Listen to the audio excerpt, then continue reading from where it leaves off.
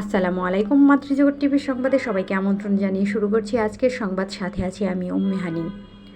লালমোহনে নারকেলপাড়া নিয়ে সংঘর্ষে নিহত একজন এবং আহত একাধিক। ভোলা জেলা বিশেষ প্রতিনিধি জিয়াউদ্দিনের প্রতিবেদনে দেখুন বিস্তারিত। ভোলা লালমোহন পৌরসভার 10 নম্বর ওয়ার্ডে নারকেলপাড়া নিয়ে তুচ্ছ বিরোধকে কেন্দ্র করে দুই পক্ষের মধ্যে রক্তক্ষয়ী সংঘর্ষের ঘটনায় মোহাম্মদ মাসুদ হাওলাদার বয়স 42 নিহত হয়েছেন। এই ঘটনায় নারীসহ উভয় পক্ষের একাধিক ব্যক্তি আহত হয়েছেন। পুলিশ ঘটনায় জড়িত থাকার অভিযোগে 4 জনকে আটক করেছে।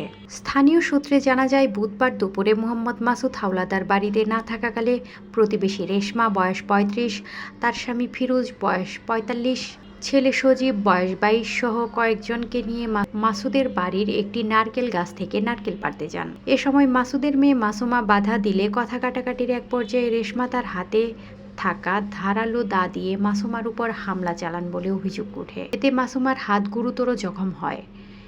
এ সময় মাসুদের বোন ফাতেমা বেগম বয়স 70 বাধা দিতে গেলে তাকেও মারধর করা হয়। পরিবারের দাবি, হামলায় তার হাত ভেঙে গেছে। চিৎকার শুনে প্রতিবেশী মোহাম্মদ শাহিন ঘটনাস্থলে গেলে তাকেও মারধরের শিকার হতে হয়। অভিযোগ রয়েছে, হামলাকারীরা তাকে বেঁধে রেখে নির্যাতন চালায়।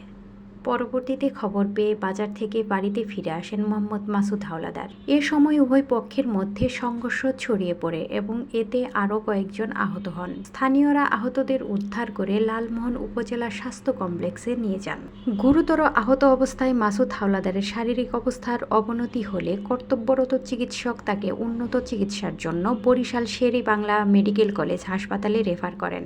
তবে বরিশাল নেওয়ার পথে ভেদুরিয়া লঞ্চ ঘাটে বুধবার রাত 11:30টার দিকে তিনি মারা যান। ঘটনার পর নিহতের মরদেহ ময়নাতদন্তের জন্য ভোলা সদর হাসপাতাল মর্গে পাঠানো হয়। এ ঘটনায় জড়িত থাকার অভিযোগে রেশমা, ফিরোজ, তানভীর ও আক্তারকে আটক করেছে পুলিশ।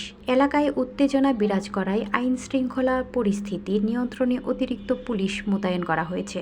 লালমোহন থানার ভারপ্রাপ্ত কর্মকর্তা ওসি মোহাম্মদ অলিউল ইসলাম জানান, এ ঘটনায় ইতিমধ্যে 4 জনকে আটক করা হয়েছে। অভিযোগের ভিত্তিতে আইনগত ব্যবস্থা গ্রহণ প্রক্রিয়াধীন রয়েছে।